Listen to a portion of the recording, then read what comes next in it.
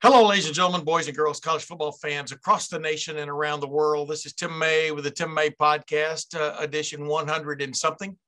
But it's been a while. Matter of fact, there's been quite a few flights on this podcast when I haven't had what I would refer to as my regular co-pilot. Maybe some people think he should be flying this thing. I'm not ready to hand over the controls yet, but I do like to flick on the autopilot from time to time. But Awesome Ward, welcome back to the Tim May Podcast after quite a hiatus. Great to be back. I'm sure that they're not asking for me to take over. This is your show. Would you call it a hiatus or a sabbatical? Which one better fits the bill? Were you out improving yourself since the last time you were on? I don't think it was either. I just, we're very busy men and our schedules don't all have to align every single week. Yeah. Once I get back, in the plane, we'll fly it wherever it needs to go. But sometimes, you fly it, the Tim May Podcast. I head over to Lettermen Live, which is where I was, and I was wearing that headset. So I probably should have fixed up this hair before we got out here to record. You look good. You look al fresco. You look good. Yeah, to give away when we're recording this, but I'm back, and I'm sure we'll pick up right where we left off. Yeah, this is an open cockpit plane. We are getting a lot of air coming across, but a lot of air coming out too, if you know what I'm saying. But I digress. Awesome. I just wanted to take a little short time to say hello to you again. But the bottom line is, as I told you before we started, I've been covering Ohio State football since 1984, in case somebody's new to this podcast and hadn't heard me say that 400 times a day. And I've been around Ohio State football since 1976. I was around when Art Schleister walked in as a freshman, 4.5 weeks of practice, and became the starter. His first year at Ohio State in 1978, Rod Gerald moved to wide receiver. My point is, we're sitting there on a Monday. We're recording this on Monday of this week, of third week of preseason camp for the Ohio State football team. And moments after Ryan Day says, yes, there's been some separation in the quarterback room, which you had been alluding to for a while, and which I grudgingly went there just because I wanted to hear it come out of his mouth. But that CJ Stroud is, in essence, didn't want to declare him number one or the starter, but he has some separation. So whatever that means, it means. But as I like to say, he came out of the gate number one or the leader and has stayed there. But like a few minutes later, walking behind the whole group of media, and I caught it on a little snippet of video, was Quinn Ewers, finally on campus. His first day of practice was Monday of this week.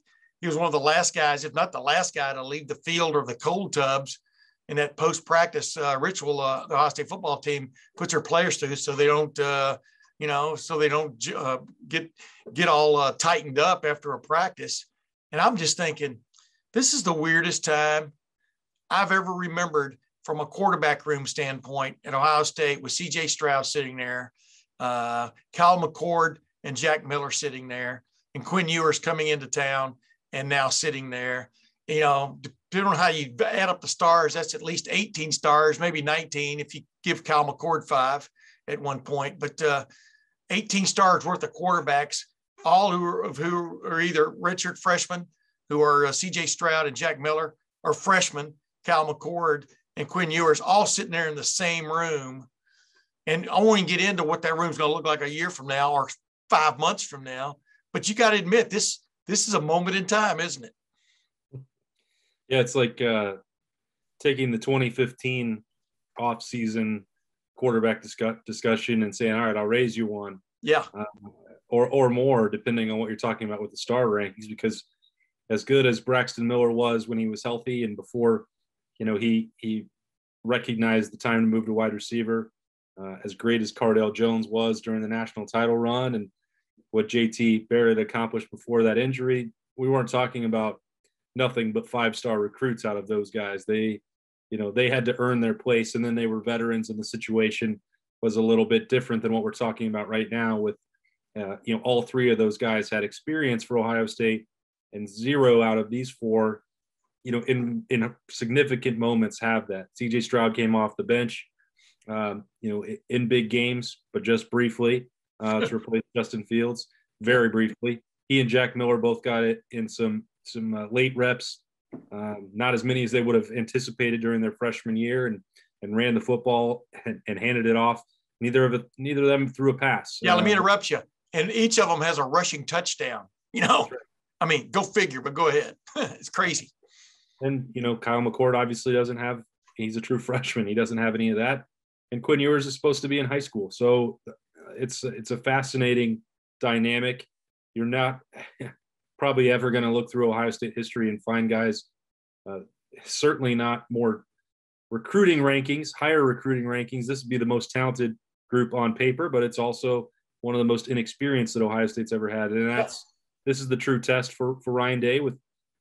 Probably won't be the last time that he has the situation, to be quite honest, because that's just the way of the world when you're dealing with 4- and 5-star recruits and the best in the country and free transfers and all the other things that go on with it. But, this is why Ohio State wanted this quarterback guru to take over the program for Urban Meyer and reload that position and retool it. And this will be that big challenge for him now moving forward.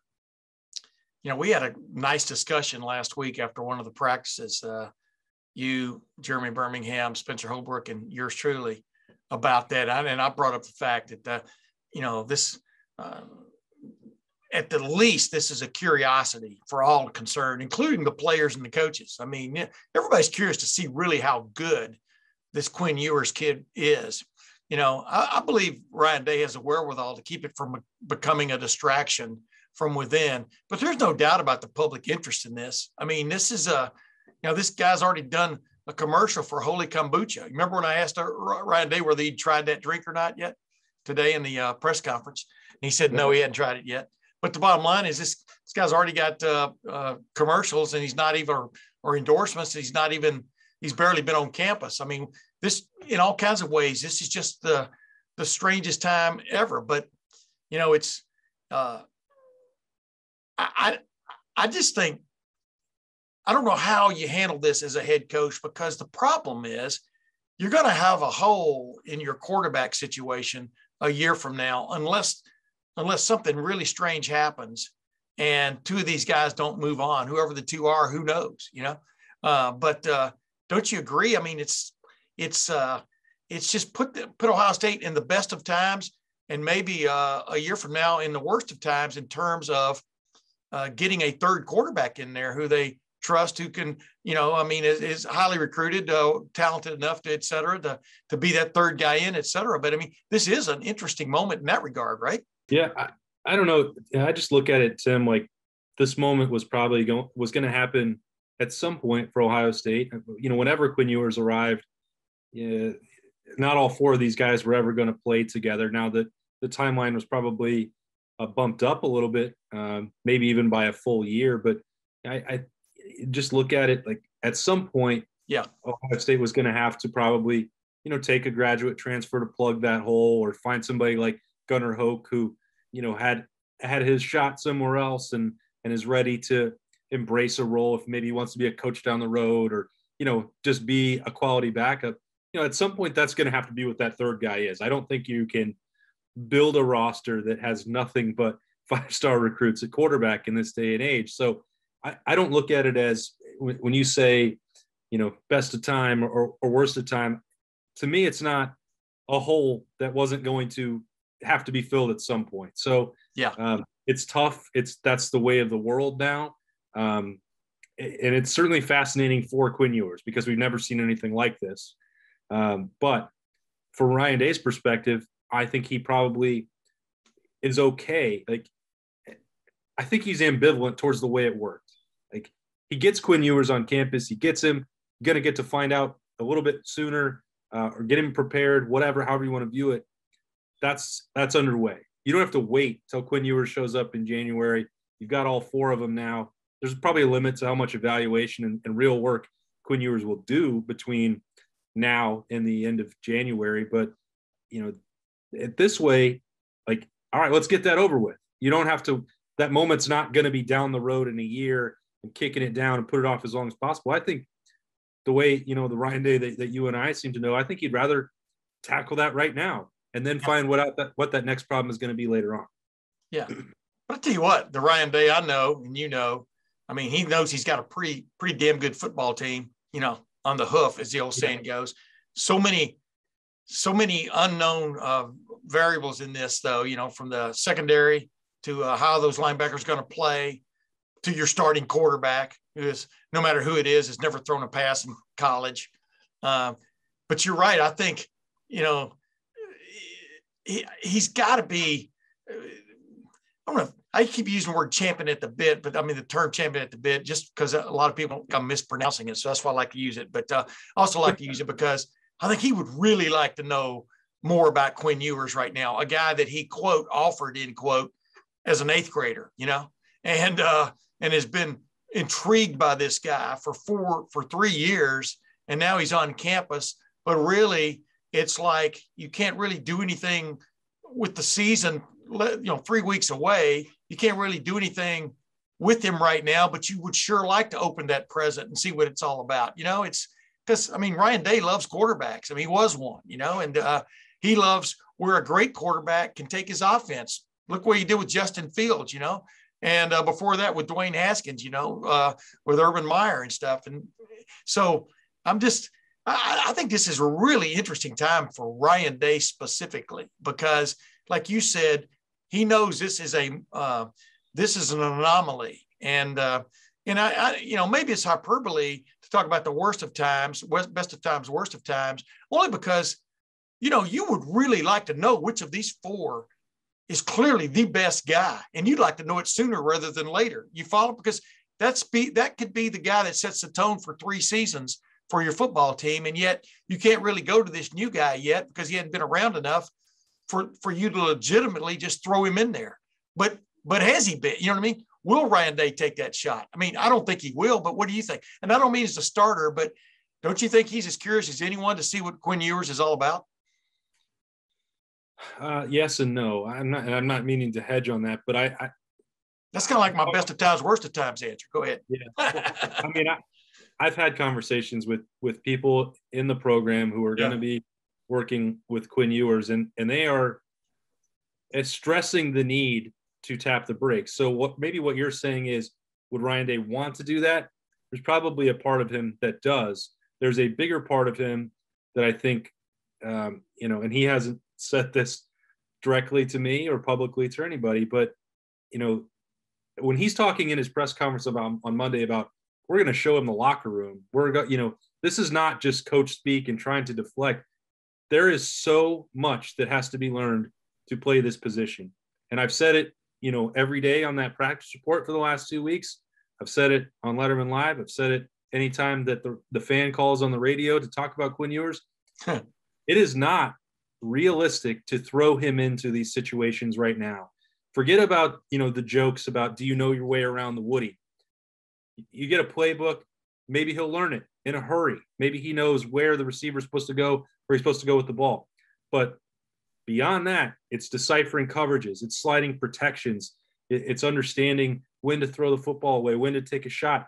These are the things that, go into playing the position that are not something you can acquire in 2 weeks. So they may give him 5 plays and he might master it really quickly.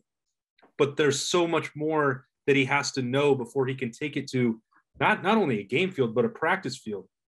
And so that's the part where, if you're Ryan Day and Corey Dennis, I think that you're getting this sense that, like, hey, slow down here. He's really, really talented. And he may be really, really intelligent, able to process all this stuff faster than anybody else. And I'm not saying that anything is impossible for anybody with his ability or for working with a coach like Ryan Day.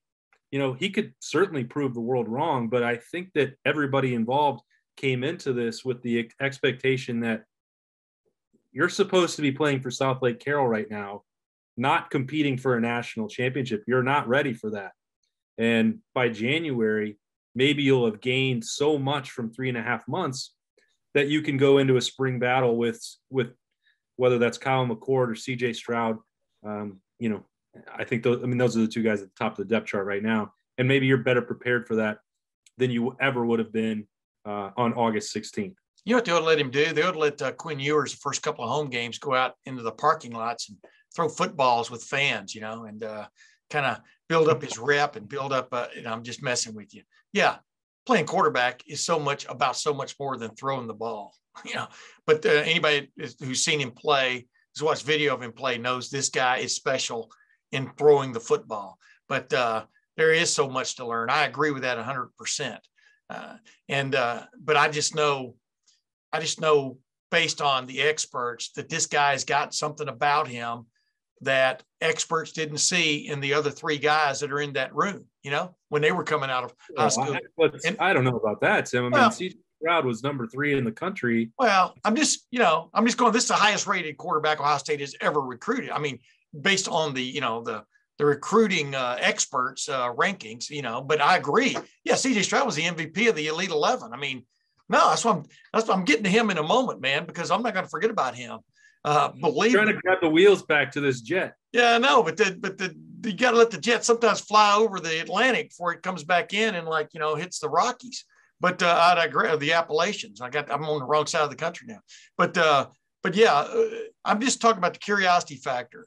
It's kind of like reminds me of baseball when you've got this phenom down in the minor leagues lighting it up, with his fastball. And when do you bring him up? When's he ready? Well, it's not quite like that because you don't get those. You don't get minor league reps, in major college football. You've kind of got to bite the bullet, bite your lip. And if you want to see what this guy's all about, if you want, in fact, a C.J. Stroud, Quinn Ewers battle this time of year from now, you got to eventually try to figure out how you can see him in real action, even before the spring, in my opinion. But that's where I think it's going to be a curious situation for Ryan Day, because I think Kyle McCord is damn good. You know what I mean? From what we've seen of him, I know you agree with me on that. And I think Jack Miller's damn good, but I think Kyle McCord is special in his own way. I think C.J. Stroud is too. And now you've got this other guy that everybody says is the best you've ever seen, come to Ohio State. I guess that's where I'm going with that. And I know you get tired of me hammering on that, but the curiosity factor cannot be discounted. But I'm not sure that from that coaching side that curiosity is so strong that they want to bypass what would have been the look at Kyle McCord. If you don't, just because Quinn Ewers showed up, they're not going to throw another 5-star in the trash. Like, Kyle McCord is really freaking good, and Quinn Ewers is not supposed to be here. So just because there's a unique situation, Ohio State's invested a ton in Kyle McCord and Jack Miller. I agree. And so I don't think that the curiosity is strong enough that because they will look at Quinn Ewers, and Mickey Marotti will look at Quinn Ewers and say, that guy is not ready to be put into a Big Ten football game. He's got a great arm. He hasn't been through a mat drill. He hasn't been through summer conditioning. He hasn't done anything physically to prepare to play in a game like this. As great as Texas football is, and I'll defer to you on that. And I saw what he was doing in May when Berman and I went down and watched some of those practice. Like, it's high level football, and they get the advantage of that development in spring. But that doesn't prepare you to get hit by a Michigan defensive end who's going to go to the NFL at some point. And that's the part where I don't believe personally, and based on the conversations I've had, that curiosity is going to elevate Quinn Ewers into game situations that he's not ready for, and especially ahead of Kyle McCord or Jack Miller, when Ohio State also needs to find out if those two can be a realistic threat. Again, we're going to use C.J. Stroud as the starter here for the purpose of transparency. Wait a minute. We'll use it. He's the leader. Go ahead now. Yeah.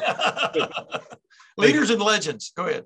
That curiosity, my vantage point of that is that, all right, you're going to go through the motions, Quinn Ewers. You're going to find out way more about this in August, September, October, November than you ever would have if you were at South Lake Carroll. Yep. But this time, currently, is designated for the guys who are here, ready, and working, and are really good. And they need to find out, maybe Kyle McCord is better than Quinn Ewers once they get into the program.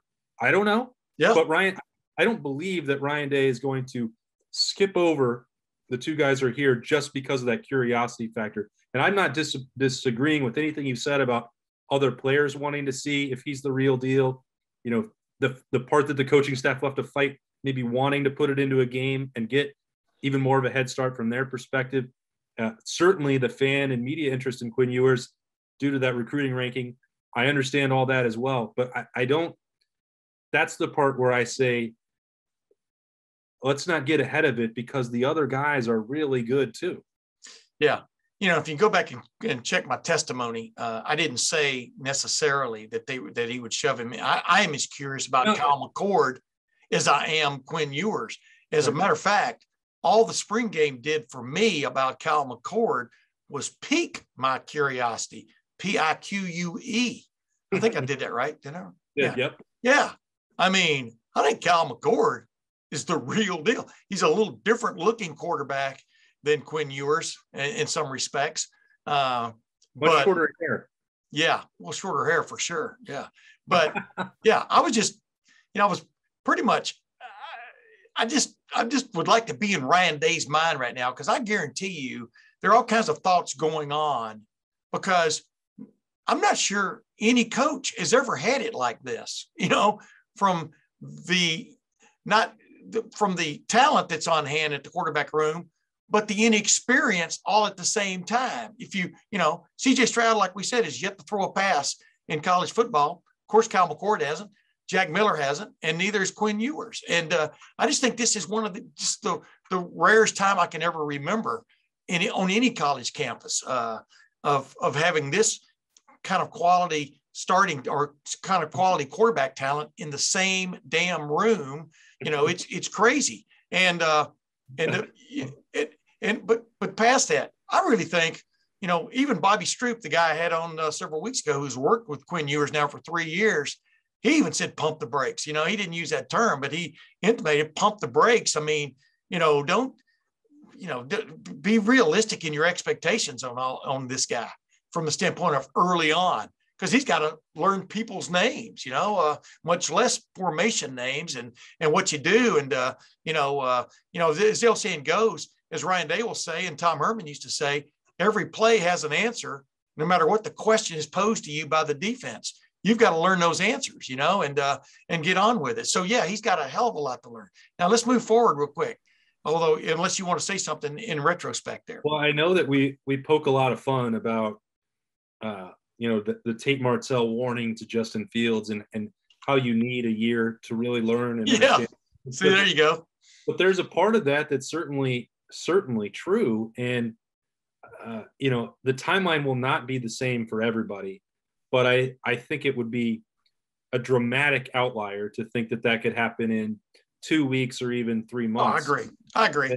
And that's the part that I think is just important to keep in mind. And if Quinn Ewers is as special as the recruiting analysts believe, as Ryan Day believed when he saw him as an 8th grader throwing the football around, well, what these 3.5 months could mean to him by next year's training camp, who knows? That could be dramatic. And we'll look back and everyone will want to use hindsight and say, well, why didn't you play him right away? I don't know that that's going to happen. I know that's what happened when Joe Burrow left and another battle that we talked about with 2015. And then a couple of years later with JT Barrett, again, being involved with Dwayne Haskins for when he leaves, and Dwayne Haskins and Joe Burrow and Tate Martell.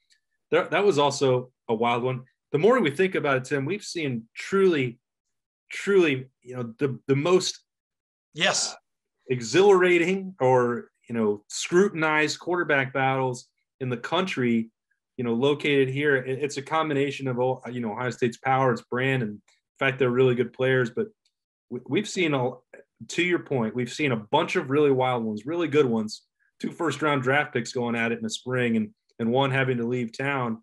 And this one is even different than the high-profile ones we've covered in the last 6 years. So, yeah. We watched a Heisman Trophy winner go at it, in 4 or 5 years ago. Yeah. He just ended up transferring. He didn't win the Heisman Trophy at LSU. I mean, I keep telling people this, Awesome. This is the best of times, man. This is the best of times. The golden years when it comes to Ohio State football offense. There is no doubt Quarterbacks about it. I mean, just what you just laid out is just the greatest example of that. I mean, everybody, Ohio State's never put a quarterback in the NFL, Well, Dwayne Haskins is looking pretty good now in his new home at Pittsburgh. Joe Burrow, we all saw what he was pretty good too. Yeah. And Justin Fields looked pretty good the other day. So, I mean, things, wait long enough and things change, you know what I mean? And that's exactly what happened. But now let's move on to this. Finally, Ryan Day acknowledges that CJ Stroud is the leader. You've been like biting. If people look closely on your video right now, you can see the teeth marks in Awesome's lower lip where he's been biting his lip, trying to say that this guy is the guy. Why is everybody making a big deal about it, including myself? I just did it because I like to provoke you. But the bottom line is CJ Stroud is the leader. I don't see him giving it up. I don't see him losing that lead over the next 2 weeks. What do you think? No, I mean, he could get hurt. He could step off. Well, yeah, I mean, we're talking about catastrophe, as the old saying goes, catastrophe. Yeah, he's the starting quarterback for Ohio State, and that's been almost certain to be the case since January 1. I mean, that's when they tapped him on the helmet and said, "You're going in," when Justin Fields is getting medical attention. I mean, that's the Sugar Bowl. That's the college football playoff. That's against Clemson. They didn't just flip a coin on the bench and say, all right, well, it's you instead of Jack or you instead of Gunnar Hoke. I mean, CJ Stroud had earned it. Again, it wasn't the freshman year that he wanted. Certainly wasn't the one that anybody in college football wanted, especially for a freshman. But by the end of it, he had obviously taken to the coaching. I think CJ Stroud would be the first to admit that there's a lot. That 1 year that we alluded to earlier with like Tate Martell or Justin Fields or Dwayne Haskins trying to learn a playbook, I think CJ Stroud, this is a different level of football than he played. You had his former coach on a couple of weeks ago on the podcast. I mean, that was a lot for him to learn. A different level of football, a different kind of offense, different responsibilities. And I think it's telling that he was able to get himself into a position, even with limitations of Zoom, fewer reps, not much game work, that Ohio State had that confidence level in him in the playoffs to turn to him. I think it's important to keep that in mind, why I've been saying for 8 months that this is how this is going to end. That he was ahead of schedule in that regard, and he's only had more time to get better physically, mentally, all of that. And I think this guy's going to have a heck of a year. I get a bunch of questions, I'm sure you do too, Tim, that say, well, how long should the leash be if Kyle McCord's as good as you guys say, or if he struggles against Minnesota or Oregon? I mean, those are fun hypotheticals, but I would be really surprised if CJ Stroud struggles. This guy carries himself like a starting quarterback and always has. And I think that you put him in an advantageous situation with that huge offensive line that you've talked about. What are they? The Hawking. I call them the Blocking Hills. The Blocking Hills. That's my ode to Ohio, is the Blocking Hills. Absolutely. I love it. And then that talented backfield and then the best receivers in the country. Yeah. I think that he's a guy who can take the keys, that Urban Meyer expression, to the Ferrari and keep it on the road where it needs to go. I'm really excited to watch him just because I think that he's got a really, really cool, swagger to him. I was going to say, awesome. The limited time we've gotten to watch him, and I paid close attention. I love quarterbacks, man. And what gets me, and this isn't casting aspersions on the other two, and I don't mean to keep adding these, little rejoinders or explanations, because you say what you say, right? But I just like just the smooth way he carries himself, and how cool he looks out there on the field, and how that one practice we got to watch where it seemed to be clear to me that guys were kind of rallying around him. I mean, for want of another term. I mean, we haven't got to watch him actually even really play football, except, the time he ran in there, and in the spring game. And I thought he looked really cool in the spring game, just the way he carries himself. And there's a lot to be said about that smooth demeanor. I liken it to a certain extent to the way Russell Wilson carries himself. But I think CJ Stroud physically, weapons-wise, athletically, is superior to Russell Wilson in several ways, including height, but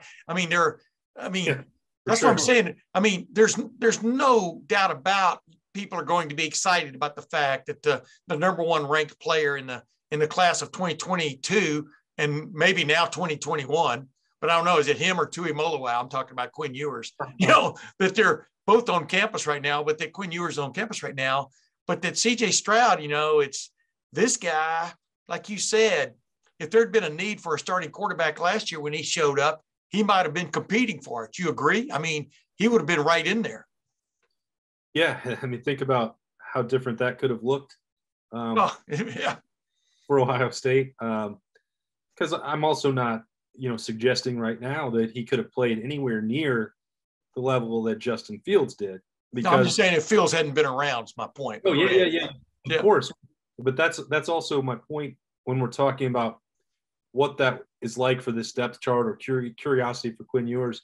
It wouldn't have been fair to expect CJ Stroud, another 5-star, Elite 11 MVP, to go in right away and simply match what, a Heisman Trophy finalist and a first-round pick was able to do, because it's hard to do that at that position with all the responsibility and maturity that's required.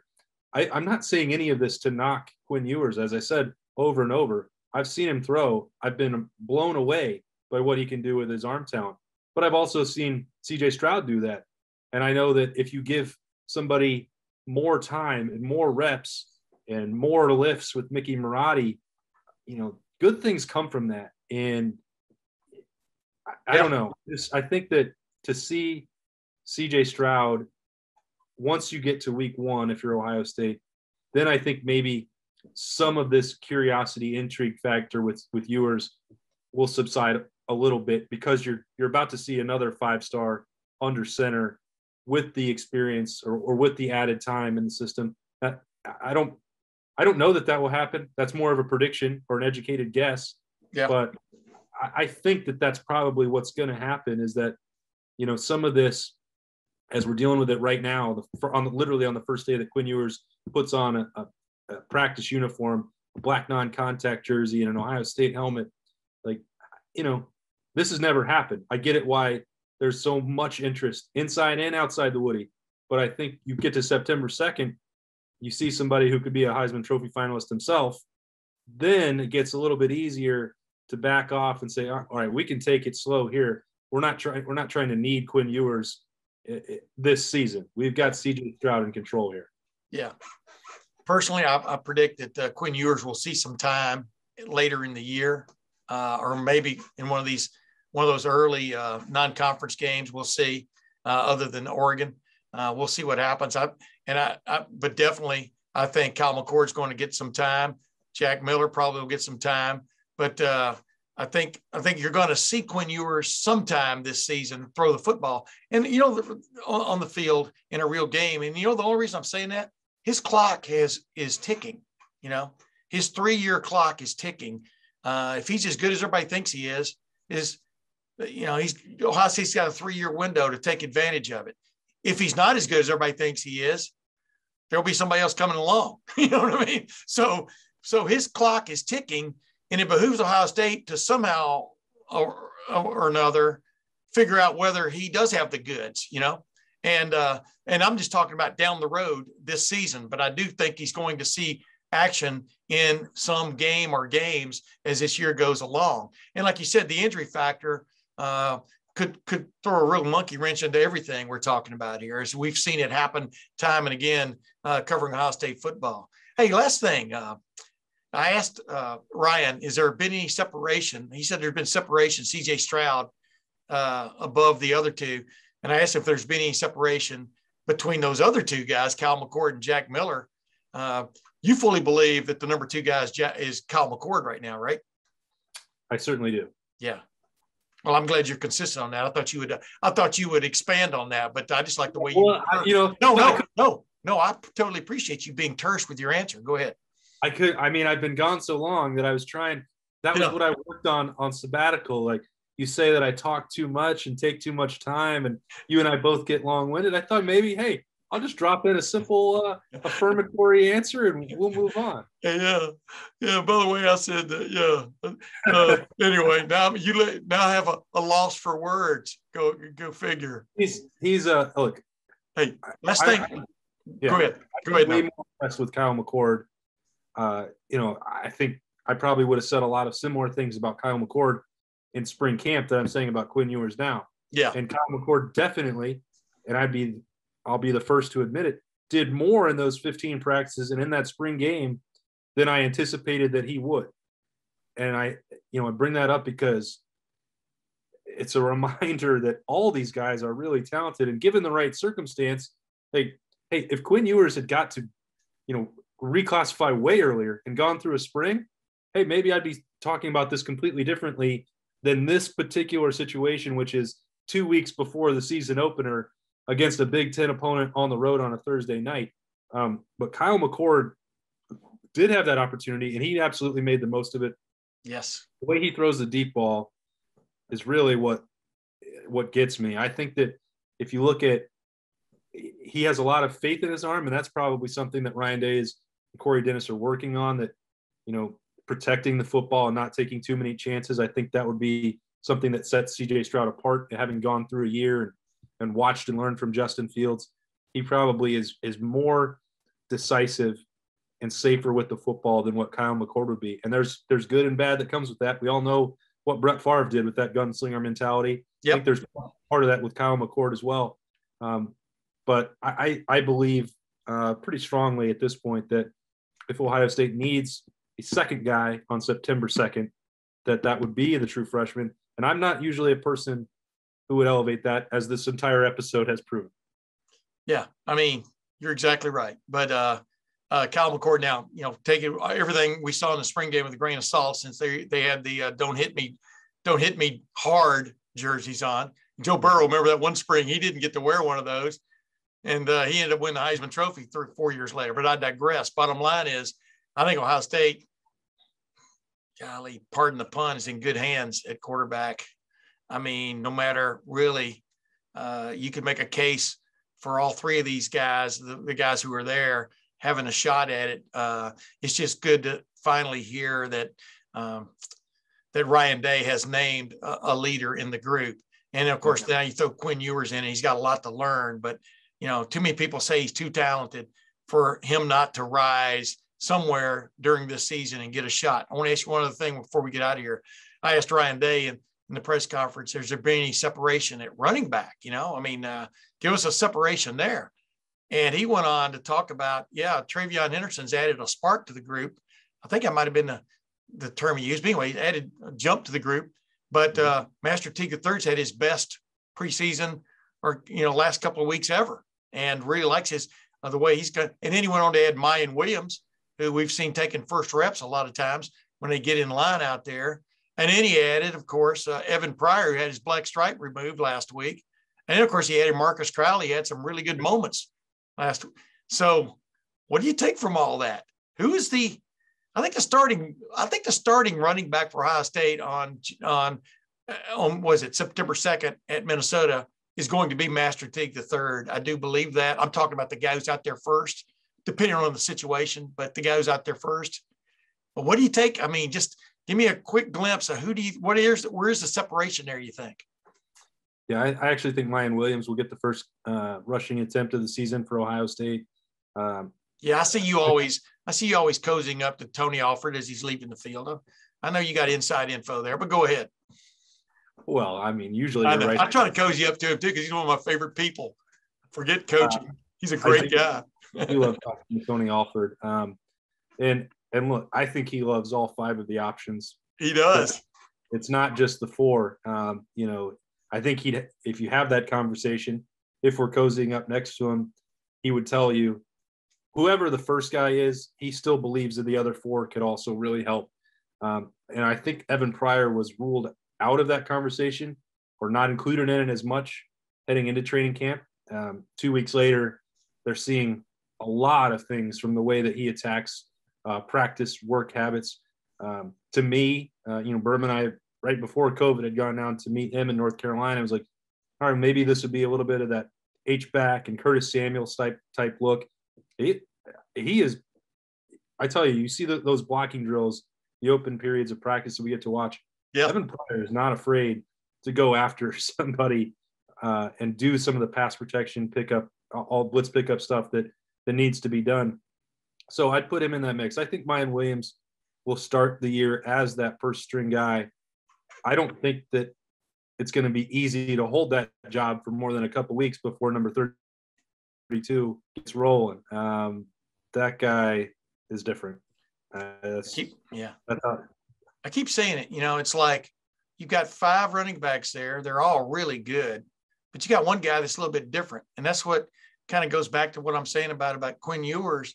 There's something different about him, according to all the experts. But like you said, and I agree, there's something different about CJ Stroud. And there's a gleam in the eye when Kyle McCord has the ball in his hands, man. I mean, this guy, as the spring game went on, he got better and better. He seized the moment. I mean, really, I left there, I think a lot of people left there talking more about him, like even Gunnar Hope talked about on my podcast, who was a backup quarterback a year ago. That's the guy that you kind of left there thinking, wow, that guy, man. But I just think CJ Stroud's going to understands the Ferrari or the Lamborghini or whatever you want to call it. He understands this vehicle he's driving, and I don't think he's going to wreck it. I mean, what do you think? I mean, I really think the next 2 weeks he's going to separate himself even more. Yeah, I do too. And I'm really, we're so close, Tim. Like, yeah, I know, man. See all this out there 2 weeks away, and we all need to see it. We've talked about this so long. It feels like it's been even longer just because of how weird last year was. And, it's been fun that, I haven't been on this podcast in a few weeks, but just the fact that we're seeing some elements of practice and doing in-person interviews, I assume, I can't know for sure, but I have to feel like there's more excitement and enthusiasm for fans knowing that this is shaping up to be a normal year. We're doing normal things to cover the team. A lot more to talk about when, the doors are open and you get to go communicate and walk up to people and see it with your own eyes, which we didn't have that. So, right. I know I speak for you on this regard that it's incredibly satisfying to be able to back doing the thing that we love. And then in a couple of weeks, seeing live football again and having that to break down. I mean, whether that's CJ Stroud or Travion Henderson or 1 through 85. I mean, let's get there. I can't wait. Yeah. And by the way, before we go, next week, you and I are going to break down the defense. We're going to talk about a few interesting spots on the defense, which we just talked about offense, like it's the be all and end all. And we know that's not necessarily the case. Although the Tim May philosophy is if you outscore everybody, who cares? All you do, you're keeping score. You know what I mean? I mean, stats are for losers. But I digress. Awesome, Ward. Thanks for rejoining the Tim May podcast after that long sabbatical. And ladies and gentlemen, as you can tell, I always enjoy having conversation with Awesome because we don't necessarily always go ditto. We have different views on things, but that's what makes for a conversation. But until next week, for Awesome Ward, this is Tim May. We'll see you then.